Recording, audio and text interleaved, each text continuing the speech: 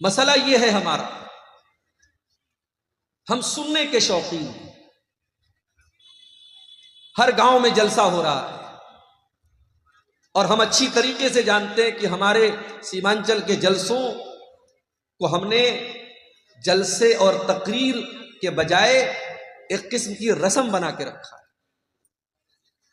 سسرال میں شادی ہو اور داماد نہ آئے چلے گا، اور سسرال میں جلسہ ہو اور داماد نہ آئے نہیں چلے گا۔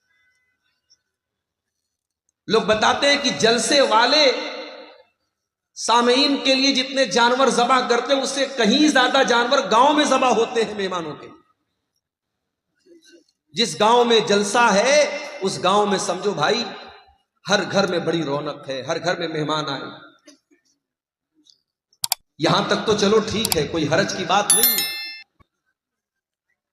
اگر ایک سال میں ایک ایسا دن مل رہا ہے آپ کو ایک دوسرے سے ملنے جلنے کا، اکٹھا ہونے کا، بھائی اپنی بہنوں کو بلا رہا ہے، سسر اپنے داماد کو بلا رہا ہے، نانا اپنے نواسوں کو بلا رہا ہے، کوئی مسئلہ نہیں، کوئی حرج کی بات نہیں۔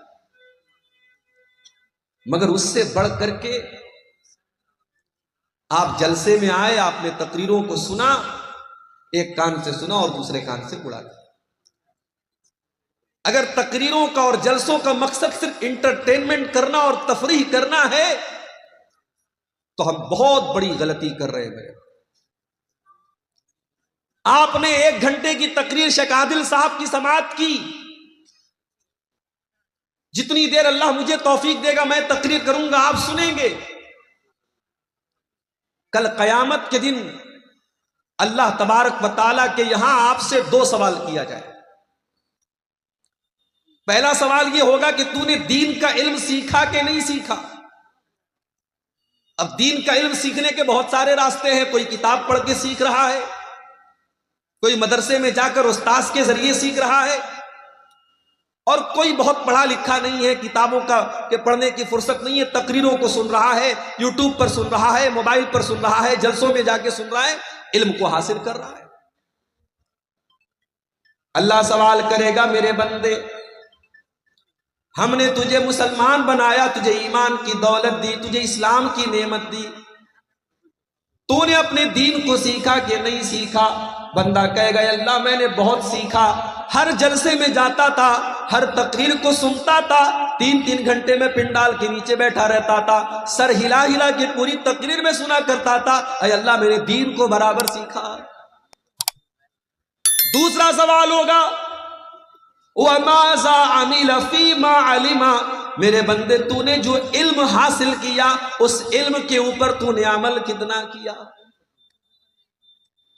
میرے بھائیوں مجھے معاف کرنا، اس سوال کے جواب میں ہم فیل ہو جائیں گے اگر ہم جلسوں کی تقریروں کو ہم نے انٹرٹینمنٹ کا ذریعہ بنایا ہے۔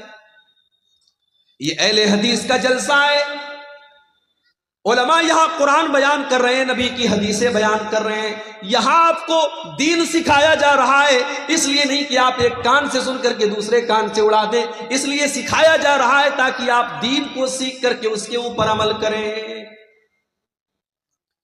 ذرا نبی اکرم کی سیرت اٹھا کر کے دیکھو میرے بھائی، ٹھیک ہے آپ کے یہاں کا ماحول ہے، رات رات بھر تقریریں آپ سنتے ہیں، بلکہ کہیں کہیں فجر کی اذان تک جلسہ چلتا ہے، ٹھیک ہے، میں اس کو حرام نہیں کہتا، میں اس کو ناجائز نہیں کہتا، میں اس کو غلط نہیں کہتا، مگر آپ ذرا اپنے نبی کی سیرت اٹھا کر کے دیکھو، اللہ کے پیارے نبی عشاء کی نماز کے بعد عشاء کی نماز کے بعد کوئی جاگتا رہے یا بات چیت کرتا رہے، اس کو اللہ کے نبی پسند نہیں کرتے تھے۔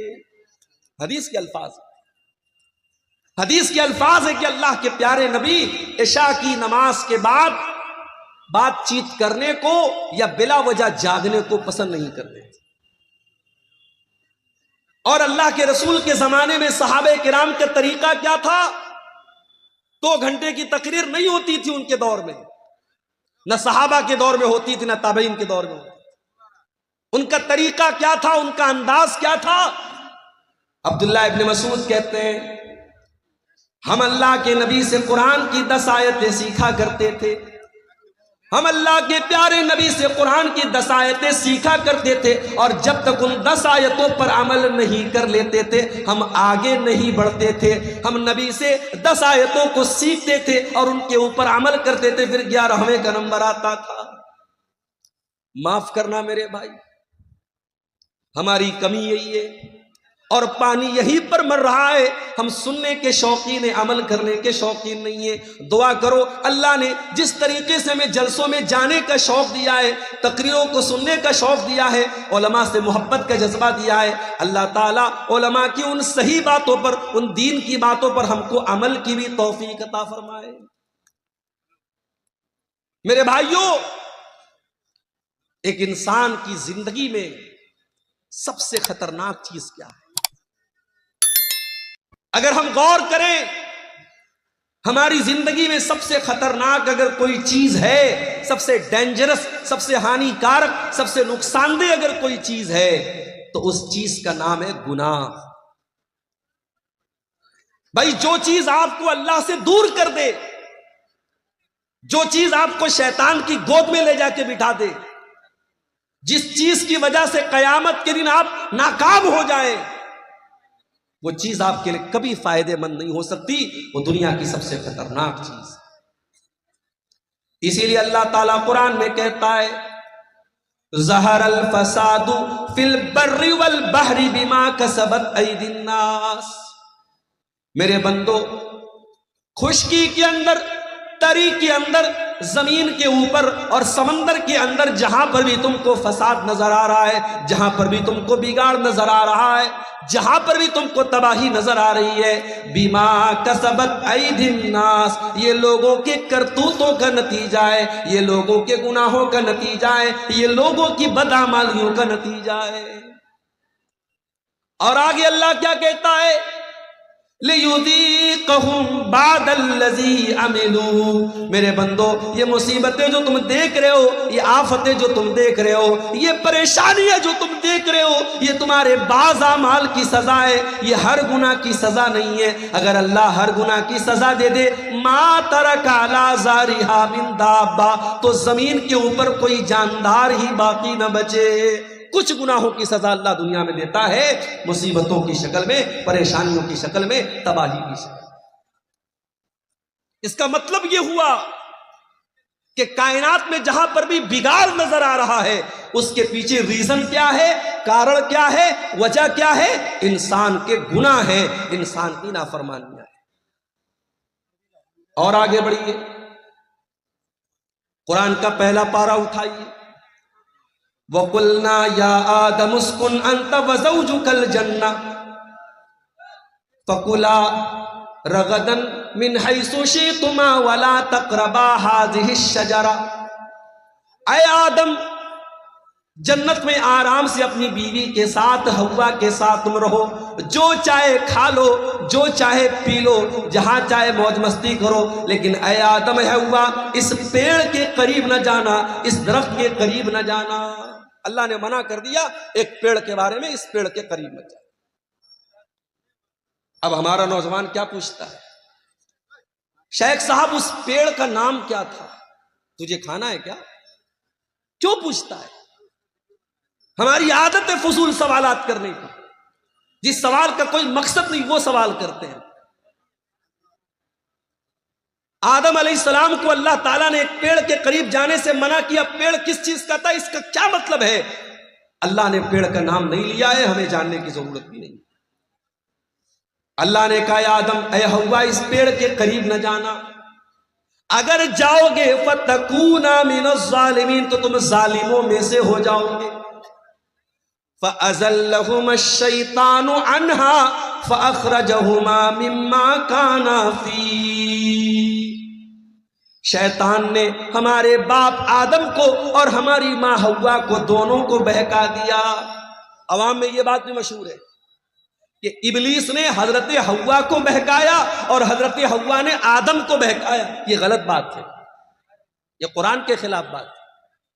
قرآن کہہ رہا ہے دونوں کو بہکایا، دونوں کی کامن غلطی تھی، صرف حوا کی غلطی نہیں تھی، یہ آدم کی بھی غلطی تھی، یہ حضرت حوا کی بھی غلطی تھی۔ اچھا، شیطان نے ایسے ہی ڈائریکٹ جا کر نہیں بہکا دیا. شیطان دوست بن کے آیا, شیطان ہمدرد بن کے آیا اور کہا اے آدم اے حوا, میں تم کو ایک پیڑ کے بارے میں بتاتا ہوں, اس پیڑ کے پھل کو اگر تم کھا لو گے اے آدم اے حوا, تم ہمیشہ ہمیش کے لیے جنت میں رہو گے, ہمیشہ ہمیش کے لیے تم جنت میں رہو گے یا فرشتے بن جاؤ گے. غور کرو, شیطان ہمارے باپ آدم کو بہکا بھی رہا ہے تو کیا کہہ کے بہکا رہا ہے؟ ان تکونا ملکین, اے آدم اے حوا, اس پیڑ کو کھا لو تم فرشتے بن جاؤ گے. آدم علیہ السلام کو یہ نہ سمجھ میں آیا کہ اللہ تعالیٰ نے میرا مقام تو یہ بنایا کہ جب مجھے پیدا کیا تو فرشتوں کو حکم دیا کہ آدم کے آگے سجدہ کرو, اور شیطان مجھ سے کہہ رہا ہے اے آدم تو اس پیڑ کو کھا جاؤ تو تم فرشتے بن جاؤ گے اور ہمیشہ ہمیشہ جنت میں رہو گے. اللہ نے اس سے بڑا مقام دیا تھا, لیکن شیطان نے ایسی پٹی پڑھائی کہ ہمارے باپ آدم کو سمجھ میں نہیں آیا. پتہ یہ چلا میرے بھائی, ہم اسی آدم کی اولاد ہیں اور ہم بھی شیطان کے آگے بے بس ہو جاتے ہیں اور کمزور پڑ جاتے ہیں اور اکثر شیطان کی چالوں میں آ جاتے ہیں. اور یہ بھی پتہ چلا شیطان دشمن بن کر کے نہیں آتا, شیطان دوست بن کر کے آتا ہے. وَقَاسَمَهُمَا إِنِّي لَكُمَا لَمِنَ النَّاصِحِينَ, شیطان نے قسم کھائی, کہا اے آدم میں قسم کھاتا ہوں اللہ کی, میں تمہارا بھلا چاہتا ہوں, میں تمہارا برا نہیں چاہتا. ہمارے سامنے کوئی اللہ کی قسم کھا لے, میں مارکیٹ میں جاتا ہوں, سامان خرید لیا, سامان کا ریٹ پوچھا دکاندار سے, اس نے کہا 100 روپے کا ہے. مجھے لگا یار کچھ مہنگا مل رہا ہے, میں نے کہا یار 90 کا دے دو. کہتا ہے مولوی صاحب اللہ کی قسم میں نے 80 کا خریدا ہے. اب مولوی صاحب دکان پر گئے, دکاندار نے اللہ کی قسم کھا لی تو مولوی صاحب تو بیچارے مولوی صاحب ہوتے ہیں, اللہ کا نام سن کے پگھل جاتے کہ بیچارہ قسم کھا رہا ہے تو جھوٹ تو نہیں بول رہا ہو. اللہ والے اللہ کے نام پر بڑی آسانی سے بیوقوف بن جاتے ہیں. یہ جملہ نوٹ کر لو, اللہ والے اللہ کے نام پر بہت آسانی سے بیوقوف بن جاتے ہیں. حیدرآباد جیسی سرزمین پر میں گیا, وہاں لوگوں نے بتایا مولوی صاحب بڑی بڑی داڑھی والے اور ماتھے پر سجدے کا نشان رکھنے والے, آج بزنس میں حالت یہ ہے لاکھوں اور کروڑوں کا لوگوں کا مال لے کر کے بیٹھے ہوئے ہیں, دکان بند کر کے غائب ہیں اور لوگ پریشان ہیں. کتنے لوگوں نے مال بیچا ہے, پیسہ لینے کے لیے جا رہے تو دکان بند ہے, داڑھی اتنی بڑی ہے اور سجدے کا نشان اتنا بڑا ہے. آدمی دھوکا کھا گیا کہ اتنا نیک انسان ہے, یہ تو فراڈ نہیں کرے گا, یہ تو دھوکا نہیں کرے گا. میرے بھائیوں, اللہ والے اللہ کے نام پر بڑی آسانی سے بیوقوف بن جاتے. ابلیس نے قسم کھائی, کہا میں تمہاری بھلائی چاہتا ہوں.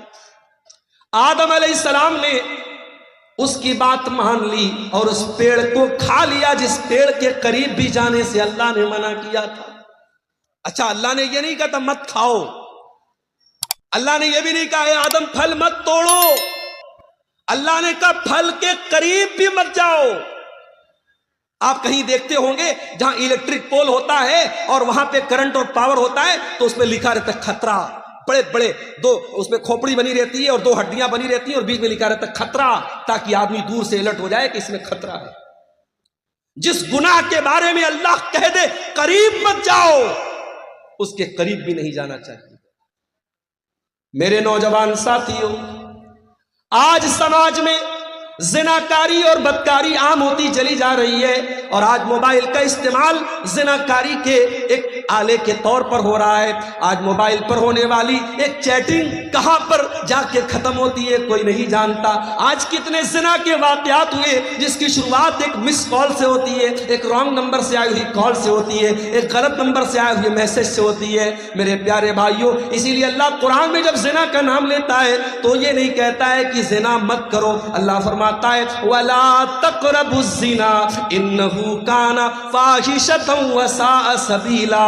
میرے بندو تم زنا کے قریب بھی نہ جانا, یہ بڑا گندا کام ہے. اللہ نے قریب بھی جانے سے, اور اسی لیے مردوں سے کہا گیا جب چلو راستے میں تو اپنی نگاہوں کو جھکا کر چلو. عورتوں سے کہا گیا جب گھر سے نکلو تو پردے میں نکلو. اپنے گھر میں اپنے بھائی کے سامنے, اپنے باپ کے سامنے, اپنے محرم رشتہ دار کے سامنے بھی عورت سے کہا گیا وَلْيَضْرِبْنَ بِخُمُرِهِنَّ عَلَى جُيُوبِهِنَّ، اپنے دوپٹے کو اپنے سینے پر رکھو، اپنے سینے کو کھلا مت رکھو۔ کیوں میرے بھائی؟ اس لیے کہ قرآن ہمیں زنا کے قریب بھی جانے سے منع کرتا۔ انڈیا کی حکومت نے اجازت دے دی، انڈیا سے کوئی عورت اگر حج کرنے جانا چاہتی ہے، عمرہ کرنے جانا چاہتی ہے، اسے کسی مرد کی ضرورت نہیں ہے، وہ اکیلی جا سکتی ہے، اسے کسی محرم کی ضرورت نہیں ہے۔ مگر آپ کسی عالم سے فتویٰ جا کے پوچھو، کٹیہار کا علاقہ ہے، مولانا رحمت اللہ صاحب بڑے عالم ہیں، شیخ انعام الحق مدنی صاحب بڑے عالم ہیں، اب جا کے پوچھو کہ شیخ صاحب عورت عمرہ کرنے جانا چاہتی ہے، اس کا کوئی محرم رشتہ دار نہیں ہے، کیا کر سکتی ہے؟ علماء جواب دیں گے نہیں کر سکتی ہے۔ کیوں؟ آج کے دور میں کوئی پرانے زمانے کی طرح سفر نہیں ہو رہا ہے، گھوڑے پہ سفر نہیں ہو رہا ہے، اونٹ پہ سفر نہیں ہو رہا ہے، فلائٹ کا سفر ہے۔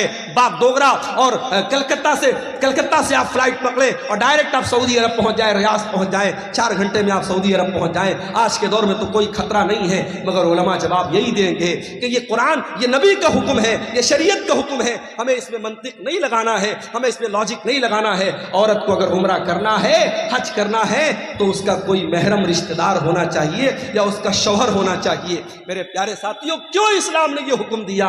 اس لیے کہ اسلام زنا کے قریب بھی جانے سے ہمیں منع کرتا۔ اللہ نے کہا تھا یا آدم تم اس پیڑ کے قریب بھی نہ جانا۔ شیطان نے بہکایا اور آدم علیہ السلام نے اور ان کی بیوی حوا نے دونوں نے اس پیڑ کو کھا لیا، اس کے پھل کو کھا لیا۔ اب جیسے ہی دونوں نے پھل کو کھایا، قرآن کیا کہتا ہے؟ فَلَمَّا ذَاقَا الشَّجَرَةَ بَدَتْ لَهُمَا سَوْآتُهُمَا وَطَفِقَا يَخْصِفَانِ عَلَيْهِمَا مِنْ وَرَقِ الْجَنَّةِ۔ دونوں نے جب اس پیڑ کو کھا لیا تو دونوں کے بدن سے کپڑے اتر گئے اور دونوں ننگے ہو گئے۔ ہمارے باپ آدم بھی ننگے ہو گئے، ہماری ماں حوا بھی ننگی ہو گئی۔ ہائے ہائے، اب جیسے ننگے ہوئے، اچھا اس کا مطلب کہ جنت میں کپڑا تھا، اس کا مطلب کہ جنت میں کپڑا تھا، دونوں کپڑا پہنے ہوئے تھے، کپڑے اتر گئے، دونوں ننگے ہو گئے۔ اب ننگا رہنا ان کو پسند نہیں ہے۔ قرآن کہتا ہے دونوں اپنے آپ کو کور کرنے لگے، ڈھانپنے لگے، جنت کے جو پیڑ پودے تھے اس کے پتوں سے اپنی شرمگاہ کو ڈھانپنے لگے۔ پتہ یہ چلا کہ ننگا رہنے والا اور ننگی رہنے والی عورت یہ حضرت آدم کی اولاد میں سے کہلانے کی حقدار نہیں ہے۔ آدم کا کلچر یہ نہیں ہے، یہ حوا کا کلچر نہیں کہ ننگا رہا جائے۔ آج چلے جاؤ، آپ کے انڈیا کی بات کر رہا ہوں، آپ گوا میں چلے جاؤ، گوا میں چلے جاؤ، سمندر کے بیچ پر جوان جوان عورتیں پورے جسم کو ننگا کر کے دھوپ کھا رہی ہیں، اور دنیا کہتی ہے صاحب یہ بڑے ماڈرن لوگ ہیں، بڑے یہ ترقی یافتہ لوگ ہیں۔ میں تھوکتا ہوں ایسی ترقی پر، میں تھوکتا ہوں ایسی تہذیب پر، میں تھوکتا ہوں ایسے کلچر پر۔ یہ آدم کا کلچر نہیں ہے، یہ حوا کا کلچر نہیں ہے۔ میرے باپ آدم اور میری ماں حوا کے بدن سے جب کپڑا اترا، دونوں کو شرم محسوس ہوئی اور دونوں نے اپنی شرمگاہ کو کور کیا، اپنے آپ کو کور کیا، اپنے آپ کو ڈھانپا۔ اب اللہ نے کہا اے آدم میں نے تم کو منع کیا تھا، اے حوا میں نے تم کو منع کیا تو اس پیڑ کے قریب نہ جانا، تم نے پیڑ کو کیوں کھایا؟ اے آدم اے حوا تم نے بہت غلط کام کیا، میں نے بتایا تھا شیطان تمہارا بہت بڑا دشمن ہے، پھر بھی تم شیطان کی چال میں آ گئے۔ اب حضرت آدم کو احساس ہوا، حضرت حوا کو احساس ہوا کہ ہم سے غلطی تو بہت بڑی ہے۔ اب دونوں نے اللہ کی بارگاہ میں ہاتھ اٹھایا، قالا ربنا ظلمنا انفسنا وان لم تغفر لنا وترحمنا لنكونن من الخاسرین۔ دونوں نے پکارا اے ہمارے پروردگار ہم نے یہ غلطی کر کے اپنے اوپر بہت بڑا ظلم کر لیا، بہت بڑا اتیاچار کر لیا۔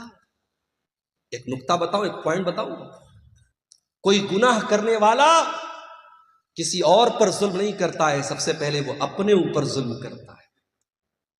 جو حرام کام کرتا ہے، جو زنا کرتا ہے، جو شراب پیتا ہے، جو جوا کھیلتا ہے، جو نماز نہیں پڑھتا ہے، جو اللہ کو ناراض کرنے والا کوئی بھی کام کرتا ہے، وہ سب سے پہلے اپنے اوپر اتیاچار کرتا ہے، اپنے آپ کو ہلاکت میں ڈالتا ہے۔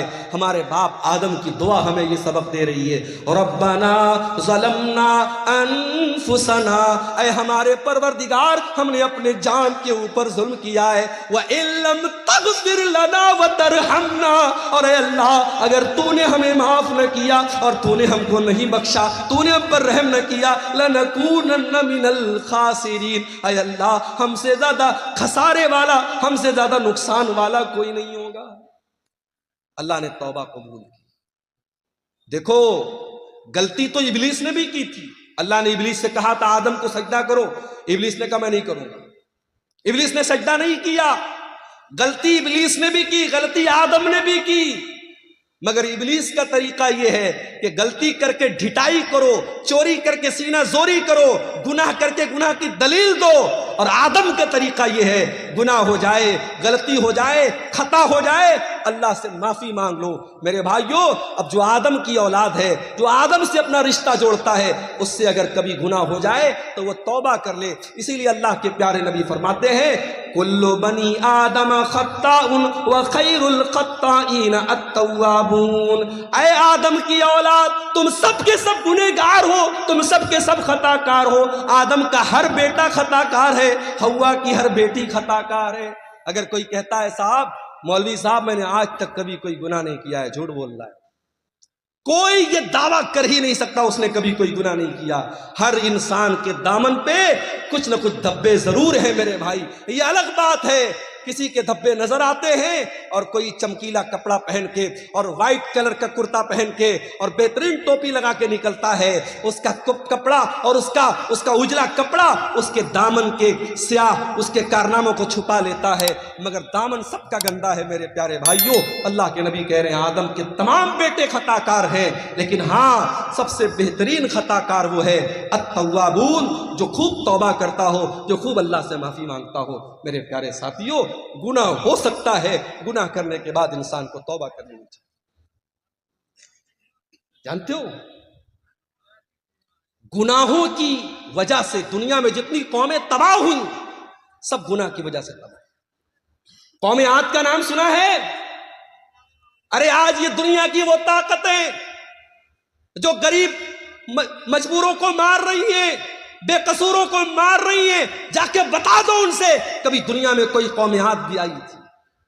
ایسی قوم تھی کہ بڑے بڑے پہاڑوں کو کاٹ کے مکان بناتی تھی، اور قوم عاد کے لوگ کہتے تھے من اشد منا قوہ، ہم سے پاورفل کوئی نہیں ہے، ہم سے طاقتور کوئی نہیں ہے، ہم سے شکتیشالی کوئی نہیں ہے۔ جانتے ہو اللہ نے انجام کیا کیا؟ فَأَمَّا عَادٌ فَأُهْلِكُوا بِالطَّاغِيَةِ، اللہ نے ایسا عذاب بھیجا کہ آسمان سے قوم عاد کے اوپر ایسی چنگھاڑ کی آواز آئی، ایسی آواز آئی، ان آواز کو سن کر کے ان کے کان کے ساتھ ساتھ ان کے دل بھی پھٹ گئے، ان کے کلیجے پھٹ گئے اور وہ وہیں پر مر گئے۔ ایسی آواز آئی آسمان سے، اپنے آپ کو طاقتور کہنے والے قوم عاد، ان کے کلیجے پھٹ گئے اور وہ مرے پڑے رہ گئے۔ وَأَمَّا ثَمُودُ وَأَمَّا عَادٌ فَأُهْلِكُوا بِرِيحٍ صَرْصَرٍ عَاتِيَةٍ سَخَّرَهَا عَلَيْهِمْ 7 لَيَالٍ و8 أَيَّامٍ حُسُومًا فَتَرَى الْقَوْمَ فِيهَا سَرَعًا۔ قوم سمود کے اوپر عذاب آیا، آسمان سے آواز آئی، اور قوم عاد کے اوپر کیا عذاب آیا؟ اللہ نے 8 دن لگاتار ایسی ہوا چلائی، پٹک پٹک کے اللہ نے مارا، اور قوم عاد کے لوگ زمین پہ ایسے مرے پڑے تھے، ان کی کھوپڑی الگ ہے، ان کا دھڑ الگ ہے، ان کا سر الگ ہے۔ اللہ کہتا ہے کھجور کے سڑے ہوئے تنوں کی طرح زمین پہ پڑے تھے۔ یہ انجام قوم عاد کا ہوا۔ کیوں ہوا میرے بھائی؟ انہوں نے اللہ کو ناراض کیا تھا، انہوں نے گناہ کیا تھا۔ قوم سمود کا یہ انجام کیوں ہوا؟ انہوں نے حضرت شعیب کی، انہوں نے حضرت صالح کی نافرمانی کی تھی، اور اللہ کے حکم سے جو اونٹنی آئی تھی اس اونٹنی کو انہوں نے قتل کر دیا تھا۔ جب جب دھرتی پر پاپ ہوا ہے، جب جب دھرتی پر گناہ ہوا ہے، دھرتی پر اللہ کا عذاب آیا ہے۔ اور آگے بڑھیے، حضرت لوط علیہ السلام کی قوم کی حالت دیکھیے۔ یہ آنے والے مسافروں کو لوٹ لیا کرتے تھے، یہ ڈاکہ ڈالا کرتے تھے، اور یہ اپنی عورتوں کے بجائے مرد کے ساتھ اپنی شہوت پوری کرتا تھا، مرد سے جسمانی تعلق قائم کرتا تھا، یہ اغلام بازی کیا کرتے تھے، یہ لونڈے بازی کیا کرتے تھے، یہ مرد کے ساتھ ناجائز کام کیا کرتا تھا۔ آج بھی سماج میں یہ گندا کام کرنے والے کان کھول کر کے سن لے، اغلام بازی کرنے والا یہ زناکاری سے بڑا گناہ کرتا ہے، زناکاری کرنے والا غلط کر رہا ہے، مگر اغلام بازی کرنے والا بہت غلط کام کر رہا ہے، وہ اللہ کے عذاب کو دعوت دے رہا ہے۔ حضرت لوط علیہ السلام کی قوم نے جب یہ گندا کام کیا تو جانتے ہو ان کا انجام کیا ہوا؟ ان کے اوپر آسمان سے پتھروں کی بارش کی گئی اور اللہ نے پوری ان کی بستی کو پلٹ دیا۔ اور آج بھی سعودی عرب کے سفر پہ آپ چلے جائیں تو وہاں آپ کو وہ جگہ مل جائے گی، اور وہاں پہ ڈیڈ سی کے نام سے وہ جگہ ہے، اور اس ڈیڈ سی جس کو کہتے ہیں بحر مردار، اس پانی کے اندر آج بھی اس بستی کے اوشیش پائے جاتے ہیں، اس علاقے کی چیزیں پائی جاتی ہیں جو ہزاروں سال پہلے جس کو اللہ تعالیٰ نے عذاب بھیجا تھا اور پوری بستی کو الٹ دیا تھا۔ میرے بھائیوں، جس نے اللہ کی فطرت کو بدل دیا، جو کام عورت کے ساتھ اور بیوی کے ساتھ کرنا چاہیے وہاں مرد کے ساتھ کرتا تھا، اللہ نے اس کی سزا کیا دی؟ اللہ نے آسمان سے پتھر برسایا اور پوری بستی کو الٹ دیا۔ اور آگے بڑھیے، شعیب علیہ السلام کو دیکھیے، ان کی قوم کیا کرتی تھی؟ 400 بیسی کرتی تھی، اپنے ترازو میں ڈنڈی مارا کرتی تھی، اور 1 کلو سامان دینا ہوتا تھا تو 900 گرام دیا کرتی تھی، ناپ تول میں کمی کیا کرتی تھی، 400 بیسی کیا کرتی تھی۔ اللہ نے حضرت شعیب علیہ السلام کی قوم پر آسمان سے ایسی بدلی بھیجی، ان کو جب بارش تھم گئی اور گرمی لگنے لگی اور آسمان میں بدلی نظر آئی، ان کو لگا کہ بارش ہوگی، وہ جلدی سے بدلی کے نیچے جا کے کھڑے ہو گئے اور بدلی سے آگ برسنے لگی اور پوری بستی کا کام ختم ہو گیا۔ اللہ تعالیٰ نے ایسا عذاب بھیجا حضرت شعیب کی قوم۔ میرے بھائیوں، اتہاس بتاتا ہے، قوموں کی تاریخ بتاتی ہے، جب جب دھرتی پر اللہ کی نافرمانی ہوئی ہے، گناہ ہوا ہے، اللہ کا عذاب آیا۔ اسی لیے اللہ قرآن کے 20ویں پارے کے لاسٹ میں فرماتا ہے فَكُلًّا أَخَذْنَا بِذَنبِهِ فَمِنْهُمْ مَنْ أَخَذَتْهُ الصَّيْحَةُ وَمِنْهُمْ مَنْ أَرْسَلْنَا عَلَيْهِ حَاصِبًا وَمِنْهُمْ مَنْ خَسَفْنَا بِهِ الْأَرْضَ وَمِنْهُمْ مَنْ أَغْرَقْنَا۔ میرے بندو، ہم نے ہر قوم کو جس کو ہلاک کیا اس کے گناہ کی وجہ سے ہلاک کیا، کسی کے اوپر آسمان سے پتھر برسایا، کسی کے اوپر آسمان سے آواز آئی اور کسی کو زمین میں دھسا دیا اور کسی کو سمندر میں ڈوبا کے مار دیا۔ ایک صاحب تھے، ان کا نام تھا فرعون۔ وہ کیا کرتا تھا؟ بچوں کو مروا دیتا تھا، بچوں کو مروا دیتا تھا۔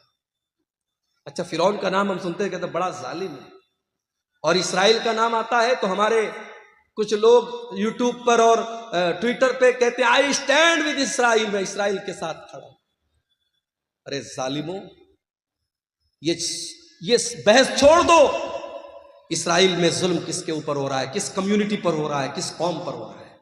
یہ سوچو، پچھلے چند مہینوں میں غازہ کی سرزمین پر ہزاروں چھوٹے چھوٹے بچے مار دیے گئے، ان کی کٹی پھٹی لاشیں جا کے دیکھ لو میرے بھائی، آپ کے منہ سے نوالا نہ اترے گا، آپ کے حلق سے کھانا نہ اترے گا۔ ارے بچوں کی کیا غلطی ہوتی ہے میرے بھائی؟ بچے تو سب کے پیارے ہوتے ہیں۔ کہیں اسکول ہوتا ہے روڈ پر تو سرکار وہاں پہ بورڈ لگاتی ہے کہ گاڑی دھیرے چلائیے، یہاں بچوں کا اسکول ہے۔ بچوں کے ڈاکٹر کے یہاں جاؤ تو بڑے بڑے وہاں پہ بورڈ لگے رہتے ہیں، keep silent there are children, خاموش رہیے یہاں پر بچے ہیں۔ بچوں سے ہم اتنا پیار کرتے ہیں، بچوں کا اتنا خیال کرتے ہیں۔ میرا پروگرام ہونے والا ہے میرٹھ کی سرزمین پر 17 تاریخ کو، ابھی آج وہاں سے فون آیا کہ پرمیشن نہیں ملا۔ میں نے کہا کیوں نہیں ملا؟ بولے 18 تاریخ کو ایگزام ہونے والا ہے اور پرشاسن نے کہا کہ ہم آپ کو پرمیشن نہیں دے سکتے، بچوں کو رات میں ایگزام کی تیاری کرنا ہوگا، آپ لاؤڈ اسپیکر لگائیں گے، بچے تیاری نہیں کر پائے۔ اتنا بچوں کا لوگ خیال کرتے ہیں۔ ہزاروں لاکھوں بچے مار دیے گئے، ان کی لاشیں بے گور و کفن پڑی ہے میرے بھائی، اور آج دنیا اس کا سپورٹ کر رہی ہے۔ ایک فرعون، اس کو لوگ گالی دیتے بڑا ظالم تھا۔ ارے فرعون تو بچوں کو مرواتا تھا، بچیوں کو نہیں مرواتا تھا۔ اس کو کسی نے بتایا تھا کہ تیری حکومت میں ایک بچہ پیدا ہوگا جو آگے چل کے تیری حکومت کو ختم کر دے گا۔ اپنے آپ کو رب کہتا تھا، اپنے آپ کو خدا کہتا تھا، مگر اتنا بزدل تھا، جب اس کو بتایا کسی جوتشی نے کہ تیری حکومت میں ایسا بچہ پیدا ہوگا، اس نے آرڈر دے دیا، سارے بچوں کو مروانے کا آرڈر دے دیا۔ مگر اللہ کی قدرت دیکھو میرے بھائی کہ اس نے اتنے بچوں کو مروایا، مگر حضرت موسیٰ علیہ السلام کو اللہ کو بچانا تھا۔ اللہ نے کیسے بچایا لمبا واقعہ ہے، میں آپ کو ادھر نہیں لے کے نہیں جانا چاہتا ہوں، کس طریقے سے فرعون کے محل میں اور فرعون کے پیسے سے حضرت موسیٰ کی پرورش ہوتی ہے۔ اور یہی فرعون جب موسیٰ علیہ السلام اس سے آ کے کہتے ہیں کہ اے فرعون میں اللہ کا رسول ہوں، میں رب العالمین کا رسول ہوں، تو فرعون اللہ کا مذاق اڑاتا ہے، کہتا ہے وما رب العالمین، اے موسیٰ کون رب العالمین؟ میں سب کا رب ہوں، میں جلاتا ہوں، میں مارتا ہوں۔ وَهَٰذِهِ الْأَنْهَارُ تَجْرِي مِن تَحْتِي، اے موسیٰ میں مصر کا بادشاہ ہوں اور یہ بڑی بڑی ندیاں میرے محل کے پاس سے گزرتی ہیں، میں ان نہروں کا مالک ہوں، میں ان ندیوں کا مالک ہوں۔ اے موسیٰ تو ڈھنگ سے بول بھی نہیں سکتا ہے، تو کیا میرا مقابلہ کرے گا؟ اے موسیٰ کون ہے تیرا اللہ؟ اے حامان جلدی سے سیڑھی لاؤ، میں چڑھ کے دیکھوں کہ موسیٰ کا رب کیا کر رہا ہے، موسیٰ کا اللہ کیا کر رہا ہے۔ اس نے اللہ کا مذاق اڑایا، اس نے موسیٰ کے رب کا مذاق اڑایا۔ اللہ نے انجام کیا کیا؟ اسی فرعون کو جو اپنی حکومت پر بڑا ناز کیا کرتا تھا، اللہ نے پانی میں ڈوبو ڈوبو کر کے مار دیا۔ وَمِنْهُمْ مَنْ أَغْرَقْنَا، ہم نے بہت سارے لوگوں کو زمین میں ڈوبا ڈوبا کے مار دیا۔ اللہ کا عذاب میرے بھائی گناہوں کی وجہ سے آتا ہے۔ یہ گناہ بڑے خطرناک ہوتے ہیں میرے بھائی۔ ہمارے گھر میں کاکروچ آ جائیں ہم دوا لاتے ہیں، ہمارے کمرے میں چوہا آ جائے ہم چوہے کو پکڑنے کی مشین لاتے ہیں۔ کیوں؟ کیونکہ ہم یہ مانتے ہیں کہ ہمیں نقصان پہنچا رہا ہے، یہ چوہے ہمارے کھانے پینے کی چیزوں کو قطر جائیں گے، ہمارے کپڑوں کو برباد کر دیں گے، ہم ان کے لیے انتظام کرتے ہیں۔ میرے بھائی ہم چوہوں کو بھگانے کا انتظام کرتے ہیں، ہم کیڑوں کو بھگانے کا انتظام کرتے ہیں، ہم مچھروں کے لیے مچھردانی کا انتظام کرتے ہیں، اور دنیا کی سب سے خطرناک چیز ہے گناہ۔ ہم گناہ سے بچنے کی کوئی کوشش نہیں کرتے، سب سے خطرناک چیز ہے گناہ میرے۔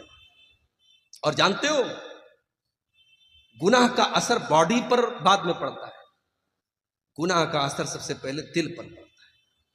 اور نوٹ کر لو میری بات، میں نوجوانوں سے کہنا چاہتا ہوں کبھی خوبصورتی پر ناز مت کرنا، کبھی اپنے حسن پر ناز مت کرنا۔ اللہ کو خوبصورتی اور حسن سے مطلب نہیں ہے، اللہ کو تمہارے دل سے مطلب ہے۔ ان اللہ لا ينظر الى صورکم واجسامکم، اللہ کے نبی فرماتے ہیں اللہ تمہارے چہروں کو نہیں دیکھتا ہے، اللہ تمہارے جسم کو نہیں دیکھتا ہے، اللہ تمہارے دل کو دیکھتا ہے۔ اسی لیے اللہ کے نبی فرماتے ہیں انسان کی باڈی میں، انسان کے شریر میں ایک حصہ ایسا ہے اذا صلحت صلح الجسد کلہ، اگر وہ صحیح ہے تو انسان کی باڈی صحیح ہے، اگر وہ گڑبڑ ہے تو انسان کی باڈی گڑبڑ ہے۔ الا وہی القلب، اللہ کے نبی اپنے سینے کی طرف اشارہ کر کے فرماتے ہیں او لوگوں وہ دل ہے، وہ دل ہے، وہ دل ہے۔ دل کا درست ہونا بڑا ضروری ہے۔ قیامت کے دن اللہ یہ نہیں پوچھے گا تم فیئر اینڈ لولی لگاتے تھے کہ نہیں لگاتے تھے، فیئر اینڈ ہینڈسم لگاتے تھے کہ نہیں لگاتے تھے، تم فیس واش سے اپنا منہ دھلتے تھے کہ نہیں دھلتے تھے، میری بہنوں تم کتنی دیر میک اپ کرتی تھی آئینے کے سامنے کھڑے ہو کر کے، اللہ یہ نہیں پوچھے گا، اللہ کیا تو دل دیکھا جائے۔ اسی لیے ابراہیم علیہ السلام دعا کرتے ہیں اے پروردگار وَلَا تُخْزِنِي يَوْمَ يُبْعَثُونَ يَوْمَ لَا يَنْفَعُ مَالٌ وَلَا بَنُونَ إِلَّا مَنْ أَتَى اللَّهَ بِقَلْبٍ سَلِيمٍ، اے اللہ مجھے تو قیامت کے دن رسوا نہ کرنا، مجھے تو قیامت کے دن ذلیل نہ کرنا، اے اللہ قیامت کے دن نہ مال کام آئے گا نہ اولاد کام آئے گی، اے اللہ قیامت کے دن تو وہی کامیاب ہوگا جو صاف ستھرا دل لے کر کے آئے گا۔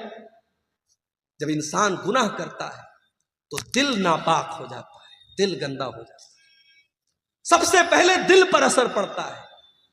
اسی لیے قرآن کا پہلا پارہ اٹھاؤ، اللہ تعالیٰ جب یہودیوں کے گناہوں کا تذکرہ کرتا ہے، جب یہودیوں کی نافرمانیوں کا تذکرہ کرتا ہے، تو اللہ کیا فرماتا ہے؟ ثم قست قلوبکم من بعد ذالک فہی کالحجارۃ او اشد قسوا۔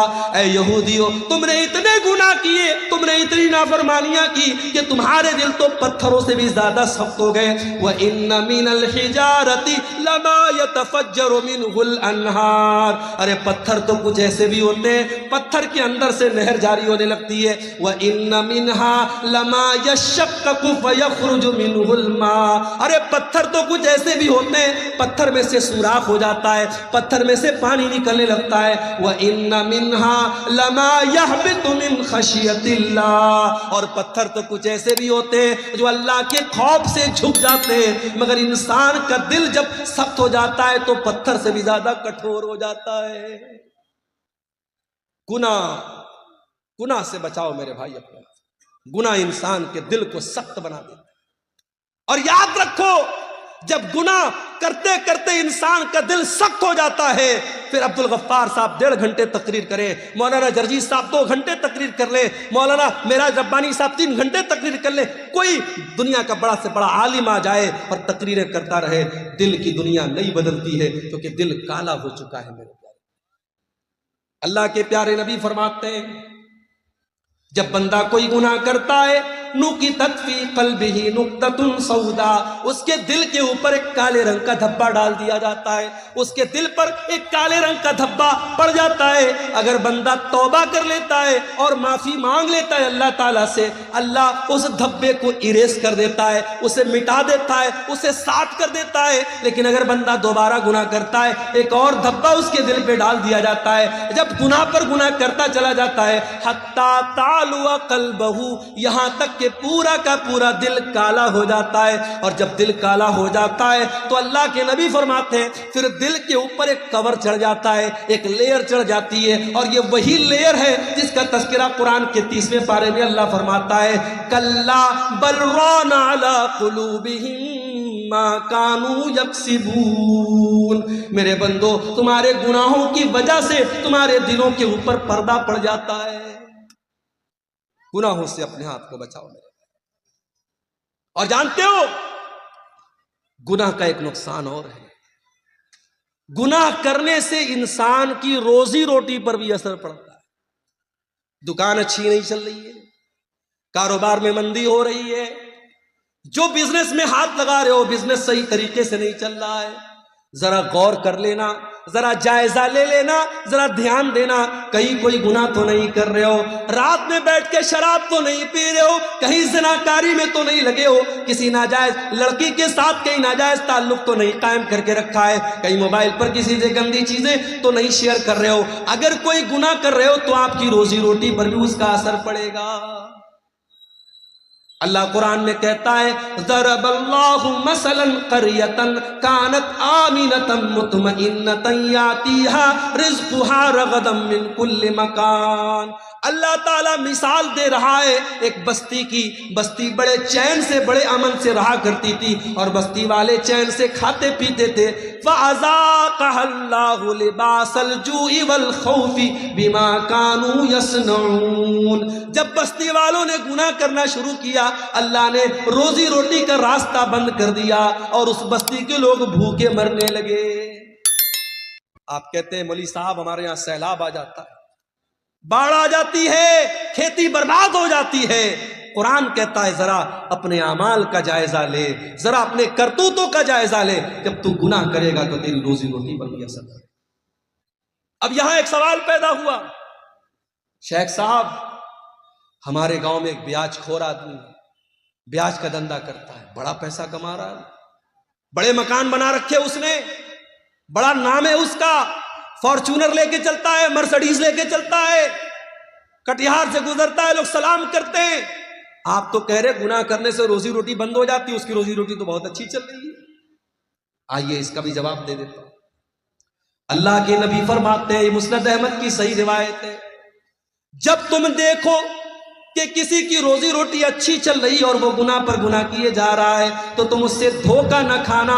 اللہ اس کو ڈھیل دے رہا ہے, اللہ اس کو مہلت دے رہا ہے, اور ایک دن اللہ تعالیٰ اپنی رسی کو ٹائٹ کرنے والا ہے. اور اس کے بعد اللہ کے نبی قرآن کی آیت پڑھتے ہیں, فَلَمَّا نَسُوا مَا ذُكِّرُوا بِهِ فَتَحْنَا عَلَيْهِمْ أَبْوَابَ كُلِّ شَيْءٍ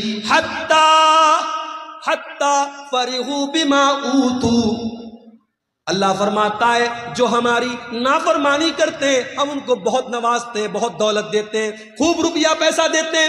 حتیٰ نسوا ما ذکروا بہ, یہاں تک کہ جب وہ اللہ تعالیٰ کی نصیحت کو بھول جاتے ہیں, اخذناہم بغتۃ فاذا ہم مبلسون, ہم اچانک اس کو پکڑ لیتے ہیں اور پھر وہ ہلاک ہو جاتا ہے.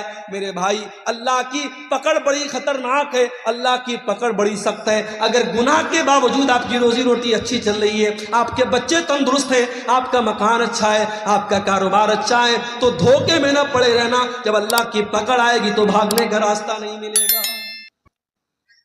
اور آگے بڑھیں. گناہ کا ایک نقصان اور ہوتا ہے میرے